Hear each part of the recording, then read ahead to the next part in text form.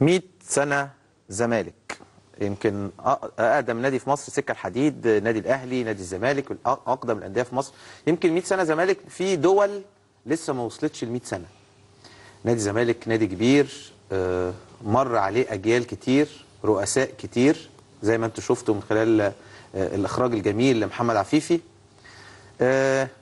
جماهيرية كبيرة جدا في مصر وفي الخليج وفي الوطن العربي، عاشقين لنادي الزمالك، عاشقين لنجومه على مر التاريخ من 1911 وداخلين خلاص بعد أيام قليلة ل 2011. 100 سنة كان لينا يعني السبق ان احنا نبتدي نشتغل حبا في نادي الزمالك، النادي اللي انا اتربيت فيه وكبرت فيه وتعلمت فيه وبقيت اعلامي من خلال نادي الزمالك اللي عملني لعيب كوره الناس تعرفني واتشهرت من خلاله.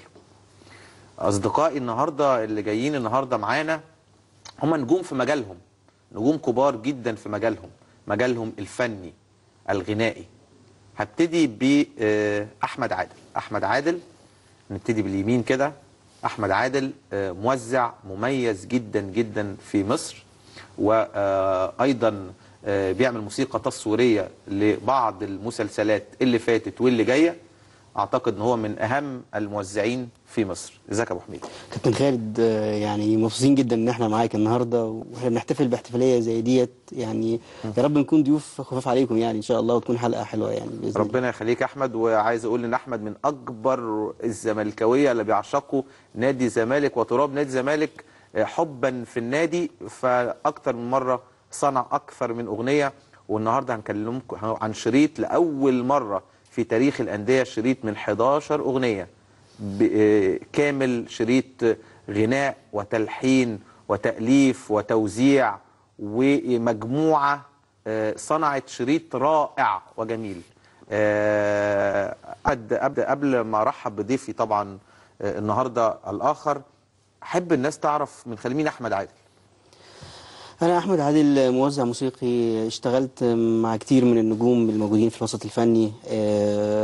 يعني على ما قد ما افتكر يعني شيرين، بص بقى، تامر حسني، بعيش، صابر رباعي ببساطة، الفنانة وردة الجزائرية، محمد فؤاد، محمد منير النواصي. واخر حاجه كانت ليا السنه اللي فاتت كانت اغنيه اسمها الناس الرايقه بتاعت الدويتو رامي عياش واحمد دي كسرت يعني الدنيا في الوطن العربي. الحمد لله. كانت توزيع كانت توزيع ويعني كانت الحمد لله خدت مراكز كويسه جدا في الجوائز وفي المسابقات اللي كانت بتخش فيها يعني.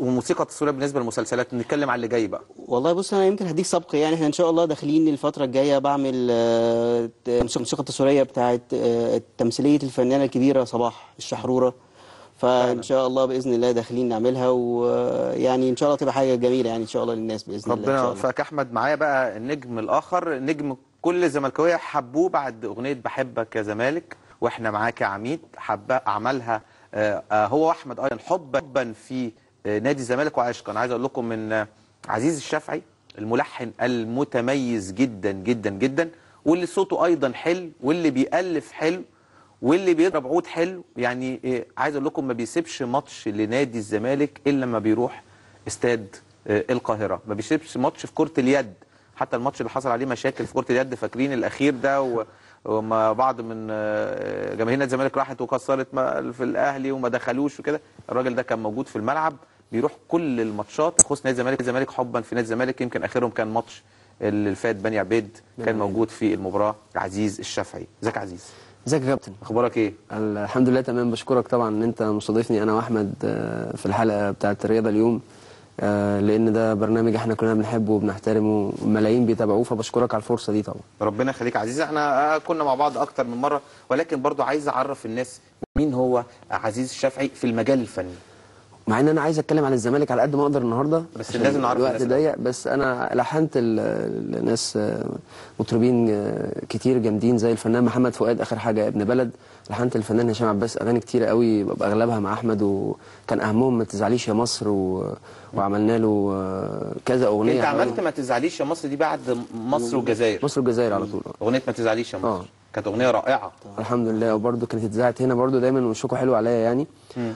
اشتغلت مع خالد سليم اكتر من 20 اغنيه، اشتغلت مع الفنان تامر حسني 3 اغاني عزاز عليا جدا. مين زي اغاني ايه؟ بعيد عن عيني ومحدش يقول لي وصحيت على صوتها اللي هو الكليب الاخراني بتاع الفنان تامر حسني. برده كان ليا شرف ان انا اشتغلت معاه. اشتغلت مع الفنان ايهاب توفيق، اشتغلت مع نيكول سابا، اشتغلت مع هيفاء وهبي، اشتغلت مع ناس كتيره يعني بحبهم كلهم.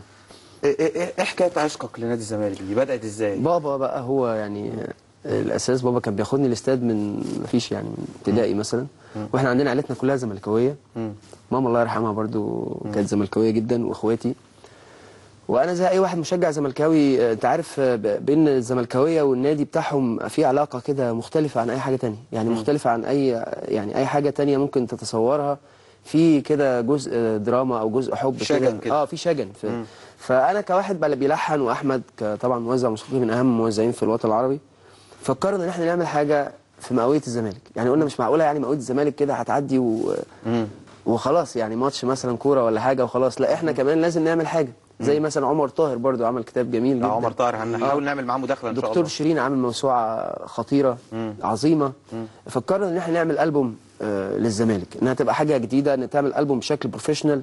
اشتغلنا مع اهم ناس في مصر، اشتغلنا مع محمد جوده، اشتغلنا مع امير محروس، اشتغلنا مع العازفين زي مصطفى اصلان وماجد سرور واحمد العيادي واحمد خيري ونور، واشتغلنا مع ناس احسن ناس واهم ناس. اشتغلنا مع الفوتو ديزاينر شريف مختار اللي هو عامل كل التصميمات بتاعت الكفر والاوت دور.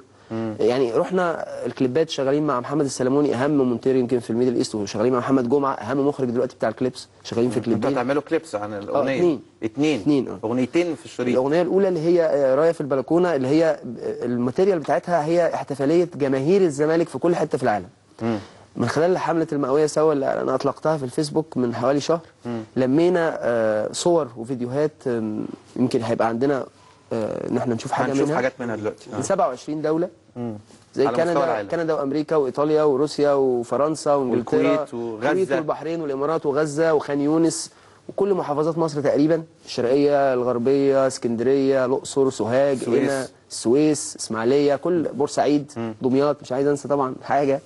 كل الناس بعتت، جامعات مصر كلها تجمعات للزملكاويه احتفال. الفكره كانت فكره بسيطه لكن جماهير الزمالك عملتها حدث. بقى خلال شهر 11 ده. دي فين دي؟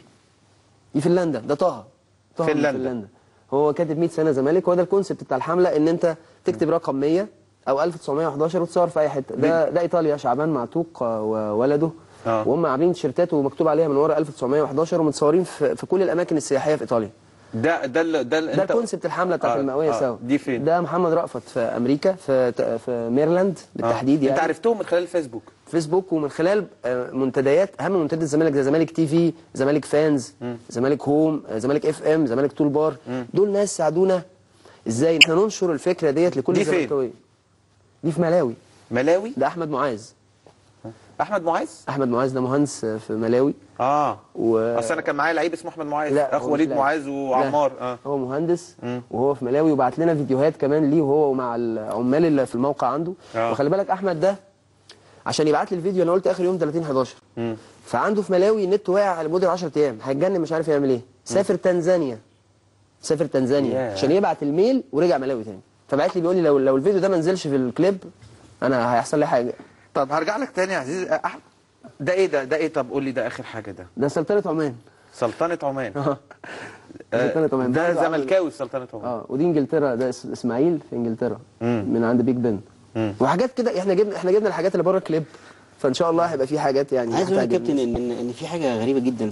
روح نادي الزمالك مع كل الناس اللي اشتغلنا معاها كانت غريبه. يعني انت شفت الناس اللي راحت تسافر مدن عشان تصور، واحنا كنا بننفذ الالبوم وبنسجل. الناس اللي كانوا زملكاويين يعني لما يعرفوا ووائل صلاح كمان. ده لسه ده سكشن تاني. ده موضوع كبير، بس انا بتكلم على العازفين بقى. يعني ماجد سرور، مصطفى اصلان، عيادي، دول اهم اسماء على فكره. ده مصطفى اصلان اهم جيتاريست فظيع، وماجد سرور ده افضل قانون، ولسه واخد دكتوراه اعتقد. كان واخد دواء هو دكتور ماجد. دكتور ماجد بقى له فتره. بس يعني دكتور ماجد مثلا يعني ايه لما يخش هو داخل مثلا بيعمل اغنيه، هو فاكر ان هي اغنيه عاديه، يعرف بس ان هي اغنيه الزمالك. لا رجع التراك من الاول خالص ويعيد ويلعب بشكل مختلف تماما. يعني روح دول زملكاويه ده زملكاويين. انا اول مره اعرف مصطفى اصلا ودكتور ماجد زملكاويين جامدين كمان يعني. زملكاوي اصيل يعني طبعا عايزين نحييهم كتير قوي، طبعا بذلوا مجهود جامد وكانوا منهم يعني طب أحمد، اكتر من اللي احنا كنا عايزينه منهم يعني. عايز اقول لك حاجه، انت فاكر احنا اول مره نسمع الشريط ده كنت انا وحازم امام، مظبوط؟ فاكر رحنا لكم الاستوديو ورحنا سمعنا الشريط. بصراحه يا جماعه انا اتخضيت، بتكلم جد. يمكن النهارده هتسمعوا اغنيه جميله جدا، واغنيه عفيفي اخرجها لنا بطريقه رائعه، هتكون اغنيه في الشريط وهتستمتعوا بيها. يمكن هي اغنيه رائعه جدا، ويمكن ممكن تكون من اقل الاغاني في الشريط، يعني ما حدش يزعل. لا بجد بتكلم جد، انتوا خبيتوا بتجاملنا بس. لا خبيتوا لا انا بتكلم، انا شفت مزيكا وتوزيع لحاجات لعمرو دياب.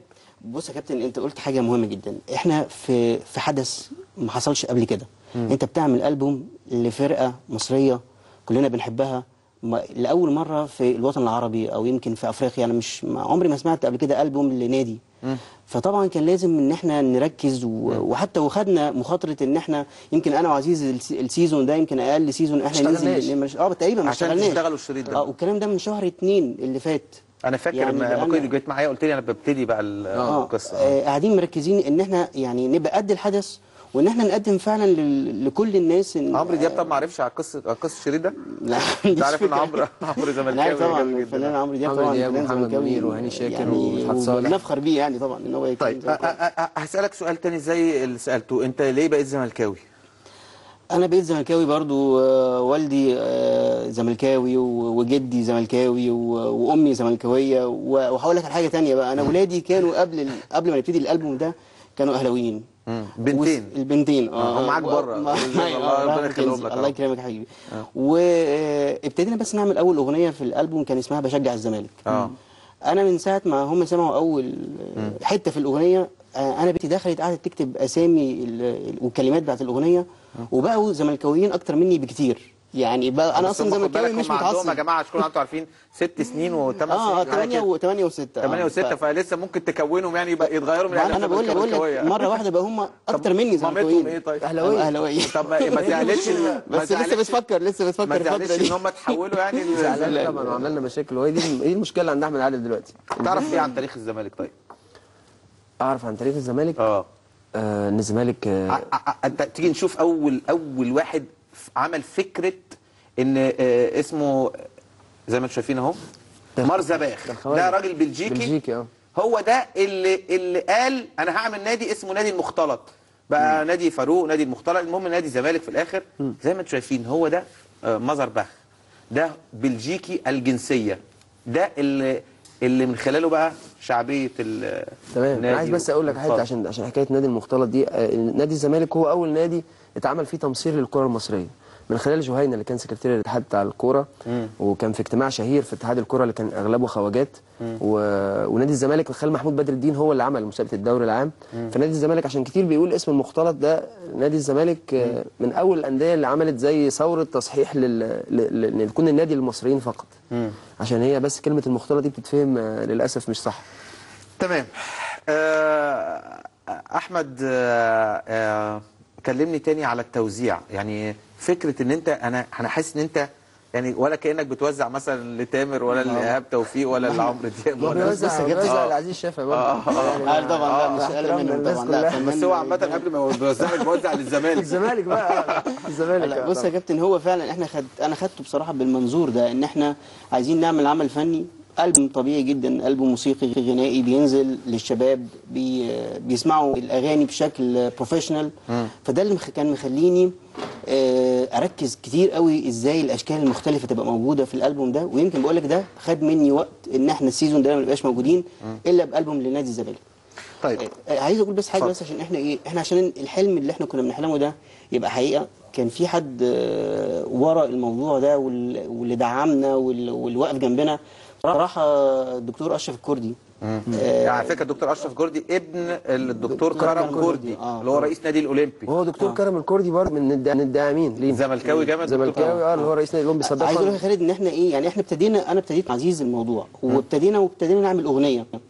وكان في زيارة عندي دكتور أشرف وبنتكلم في الشغل وكده، وبعدين بقول له يا دكتور أنا عندي فكرة، بقول 1 2 3 4. انا ما اعرفش ان الدكتور اشرف زملكاوي يعني. فدكتور اشرف يعني انا مش عايز اقول لك ان سرعه الاستجابه، قال لي احمد انا معاك في الموضوع ده، انت عايز ايه؟ انت عايز تعمل ايه؟ بصراحه يعني هو دعمنا بشكل يكفي الناحيه المعنويه يعني. كان واقف جنبنا في كل حاجه، ومتابع لينا في الموضوع، اي حاجه محتاجينها. بصراحه انا عايز اشكره كتير قوي طبعا، لان احنا لولا برضو كنا محتاجين حد يبقى واقف معانا كده يقدر يدعمنا ونقدر ننزل الالبوم بالشكل يا رب يعجب الناس ان شاء الله. عزيز كم اغنيه في الشريط؟ الالبوم 11 غنوه، منهم بحبك يا زمالك بس بريمكس بتوزيع جديد واحنا معاك يا عميد برضو بشويه تغييرات كده بسيطه. و9 اغنيات جداد خالص بنتكلم فيهم على رموز نادي الزمالك كرة القدم، بنتكلم على سليبرتيز اللي هم بيشجعوا الزمالك، المشاهير اللي بيشجعوا الزمالك سواء فنانين او اي حاجه. بنتكلم عن تاريخ كرة اليد والطايره والسله، بنتكلم عن علاقه جماهير الزمالك الحميمه بنادي الزمالك وازاي دي علاقه مختلفه عن اي حاجه تانية. يعني بناخد حاجات كده، بنركز على حتت معينه اللي ينفع يتعمل منها اغاني، لان دايما انا لما يعني حد يقول لك انت عملت البوم للزمالك، طب هتعمل ايه؟ 11 غنوه هتعمل. بس انت ما قدرتش تديني غير اغنيه ولا اغنيتين بس، خليك تغني معايا اغاني كتيره دلوقتي. انا تحت امرك يا كابتن. بس الاغنيه اللي احنا هنسمعها دلوقتي دي غنوه اللي هي غنوه الالبوم، اسمها زملكاوي انا. دي من احب الاغاني لقلبي انا ولقلب وائل صلاح اللي هو صديقنا وشريكنا في الموضوع، وهو بصراحه يعني حمله الاول دور اللي معموله هي فخر لكل زملكاوي. وانا بشكر كل الناس اللي شاركت فيها، بشكر وائل صلاح جدا، وبشكر طبعا كابتن حسام حسن على ان هو تطوع وساعدنا، بشكر الكابتن خالد غندور ان هو تطوع وساعدنا، بشكر كابتن شيكابالا ان هو تطوع وساعدنا. الناس بصراحه يعني زملكاويه يعني فخورين بان في حمله على هذا المستوى لبدايه احتفاليه مئويه نادي الزمالك. وائل صلاح طبعا عنده شركه اوت دور. وائل صلاح كان بيلعب معايا في نادي الزمالك مع امير عبد العزيز. عبد العزيز اخو ايمن عبد العزيز كان في نفس الفريق، كان لعيب كويس جدا واشول. ايوه مظبوط. فبرضه تطوع حبا في نادي الزمالك. تعالوا نسمع الاغنيه دي اللي اخرجها لنا محمد عفيفي بصراحه انا عايز اشكر محمد عفيفي. الناس ما نامتش، محمد عفيفي والبعثي وعماد ومحمد عبد الواحد ومدحت والكاست كله وسامح طبعا سامح زارع، بشكرهم كلهم على الشغل ده واتمنى يعجب الناس. نتمنى ان يعجب الناس. تعالوا نشوف اغنيه اعتقد كل الناس الزملكاويه هيحبوها ويسجلوها. دي اغنيه من اغاني الشريط اللي اتعمل خصيصا لنادي الزمالك واللي هينزل في بدايه السنه الجديده. نروح نسمع الاغنيه ونرجع لكم تاني.